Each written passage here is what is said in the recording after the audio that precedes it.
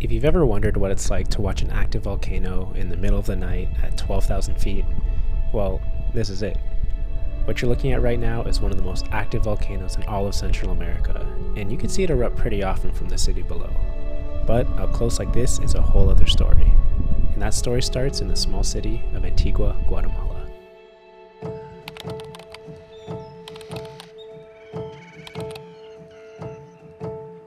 Okay, I have been thinking about today for the past 2 weeks, and I'm excited, I'm a little bit nervous, and that is because today I'm going to be climbing this volcano right here, Mount Acatenango in Guatemala. And you can't really see it right now, it is pretty cloudy today, but me and my friend Aldrin, who's downstairs, we booked a tour with this company, so us and a big group of people are going to be hiking for 2 days up this volcano right here.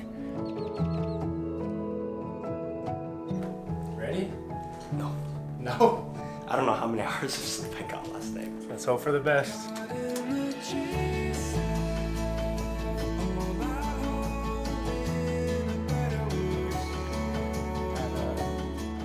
So a little bit about this hike. Like I mentioned, it's 2 days, but that's in total. So the first day is hiking to base camp, which is near the peak, and that takes around 4 to 5 hours. The rest of the evening is just hanging out at base camp, or you can do an optional hike to get closer to the other volcano. Then on the second day, you wake up at 3:30 in the morning, hike to the very top for sunrise, and then spend the rest of the morning hiking back down to the very start.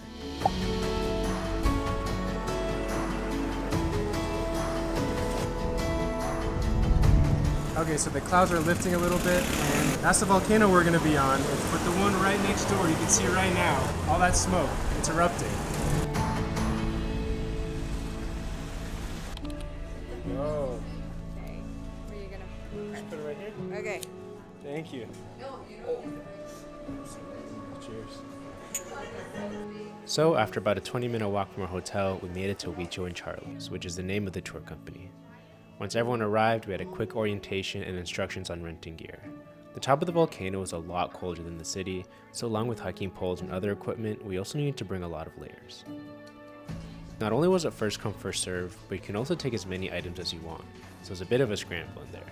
I was under the assumption that there would be enough of everything for everyone, but that definitely wasn't the case. Most of what I grabbed was a bit oversized, but at least I was able to get the last pair of hiking poles. After that, we filled our water bottles and finished packing our bags, including a lunch that they provide. We had a quick breakfast, made some trail mix for later, then made our way to the buses where we got one final farewell from the staff. We hope to see you tomorrow. Please don't die. Please don't die.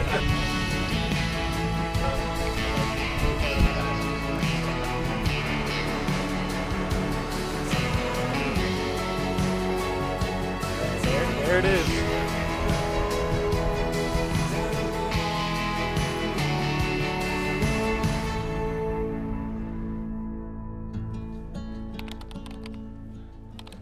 Hey, thanks for driving.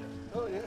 All right, we made it to, I guess, what we would call the base camp, and I don't really know where we're going from here, but we're a lot higher than in Antigua, which is where we started. So that's good, less elevation for us. You ready? 2,440 meters specifically. Okay, you That's know where your we're at. stuff, you know your stuff. And the complete summit is, I think, 3,900, so it's not gonna be that bad. I don't think I'm gonna vlog that much because I'm gonna focus on surviving, but I'll do my best to get as much footage as I can. I've been waiting my whole life for this. So once all the buses arrived, we met our guides, and all that was left to do was to begin the hike. Made for worthy cause. Embrace when it crashes down around here. All right, 5 minutes in. So far so good, not bad. It's just a bit slippery, and every time I want to vlog, I have to stop using these.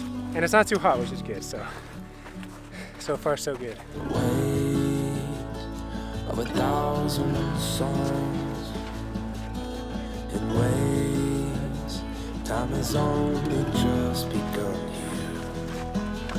I'm gathered in the sun. They said the first part of the hike is the hardest, so that's kind of good. It's pretty steep, but like I said, it's not that bad, and there's a cool breeze, which helps a lot. Me and Aldrin are near the back of the group, but I'm used to it. I'm always stopping to take photos and film. All right, break time's over. Back at it.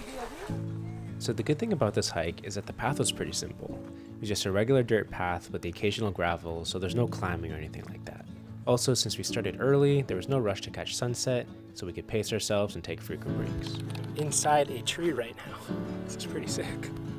Some of the rest areas had little shops, and there's also a lot of stray dogs that live on the volcano. The tour company even gave us some dog food so we can feed them throughout the hike.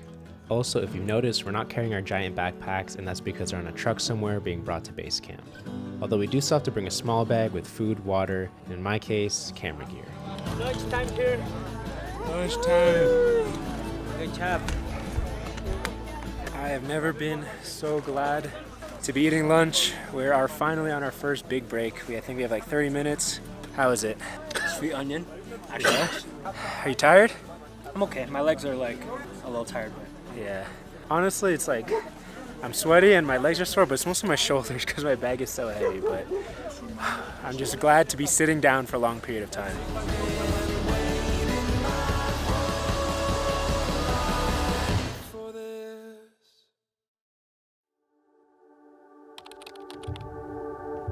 Okay, so it's been about 45 minutes since lunch, and I'm way higher than I'm supposed to be right now, and that's because there's actually a car that came, and they're like, yeah, if you pay 100 Q, then we'll give you a ride up the mountain. And part of me was like, oh, maybe I don't want to do that because it feels like cheating. But you know what? I thought about what my goal was, and it was just to tell a good story, have a good time, see some great views, and you can see the mountain behind me. Actually, you can't, but I'll show it in a second. So me and one of the other hikers decided to take it, and it was fun. It was like a super bumpy ride, and I think it just added some variety to the experience. I know this all sounds like excuses to not climb, but I'm glad I did. It was a lot of fun.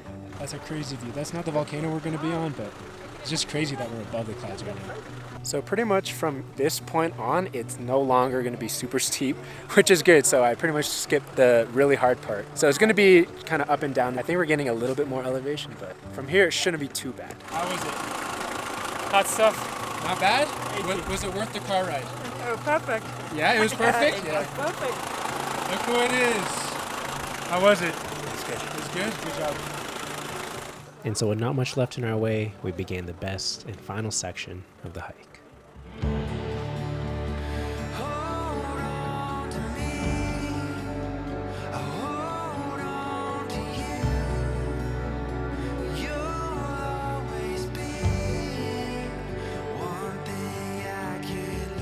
All right, we are almost at base camp, and this is our last break. Right now it's just me and Aldrin. For once, I'm actually ahead of the entire group. I guess because I skipped that steep part. But apparently from here, it's steep again. How is it, the flat part? Good. Good, yeah. Honestly, it was peaceful. I'm not even sweating. It was really nice. We could actually see the view of the mountain. The entire hike before that was just the trees, which is good because of the shade. But from here, uphill.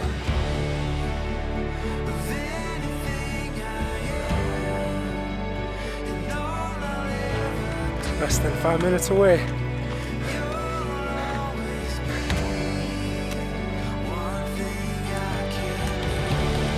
There it is. That's base camp. Yes. We made it.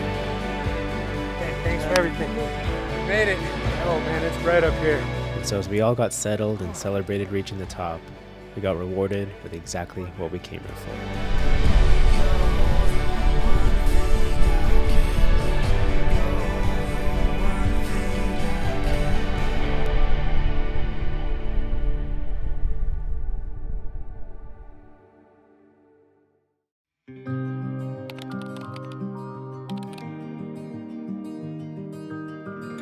Just when I thought we were done hiking and relaxing for the evening, apparently there's another hike that they don't mention.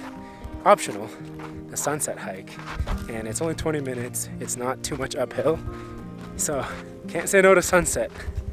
So once you get to base camp, you decide if you're going to do the optional hike that I mentioned earlier. It gets you close to the other volcano, but it's 4 hours round trip. Now, watching the eruptions up close would be a one-of-a-kind experience, and I didn't want to miss that.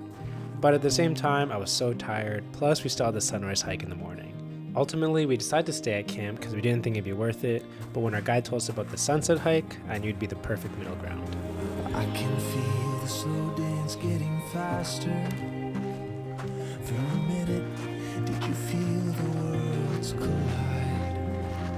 here, and it's so worth it. And it'll be even better at sunset. Nights glow, the radio can't tear the miles apart. And so for the next hour, we sat at the edge of the volcano, waiting for the sun to set and talking about how we made it. This was definitely the most ambitious hike either of us have ever done, and the view was a reward better than we could have asked for. I mentioned at the beginning that I was feeling a bit nervous, but not because of the hike itself. I was worried that the weather wouldn't be on our side and we wouldn't be able to see anything at the top. Well, that definitely wasn't the case.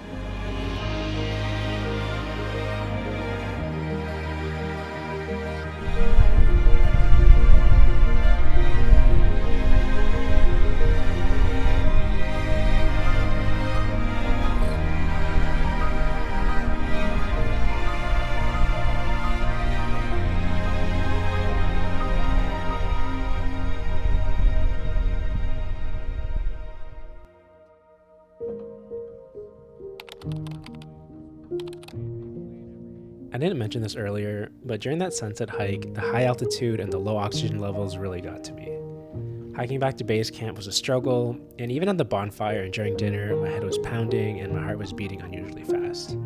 So as much as I wanted to keep filming and do a little tour of base camp and everything like that, I decided to call it an early night and went to bed around 9. Now luckily, I ended up waking up around midnight feeling a lot better, and on top of that, it wasn't cold outside. So I left the cabin and spent the next few hours just watching the stars and all the eruptions. And that's the story about how I got here. It wasn't easy, but I'm sure everyone else on this hike would agree that it was totally worth it, and it was still only the first day.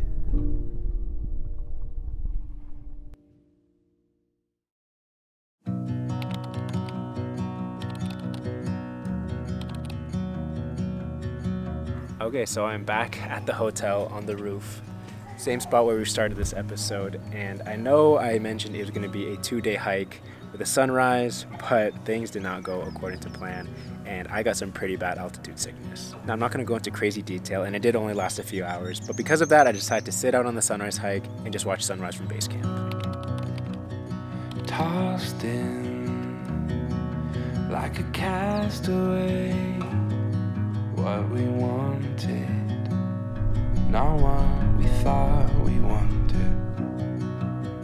Tossed in, you couldn't see it coming, what we needed, not what we thought we needed. As much as I planned and wanted to end the vlog with the sunrise hike and have some drone shots and finally reaching the summit, things don't always work out that way. And honestly, I think I'm glad they didn't. Because I didn't do the sunrise hike, I stayed up late watching the stars. I think I stayed up until like 3 in the morning just by myself. It was completely peaceful, watching the stars and seeing Mount Fuego erupt. And also watching sunrise from base camp was really peaceful. We had breakfast and there was not like huge crowds of people. So honestly, I'm kind of glad it worked out that way. So maybe the ending of this vlog is like a little anticlimactic, but I just want to share my experience hiking this volcano over here. And although I pictured things very differently 2 weeks ago when we planned the whole thing, I'm just really glad that we had such a great experience hiking Mount Acatenango in Guatemala. Won't give in. Take everything we have and let the new begin. Take everything we have and let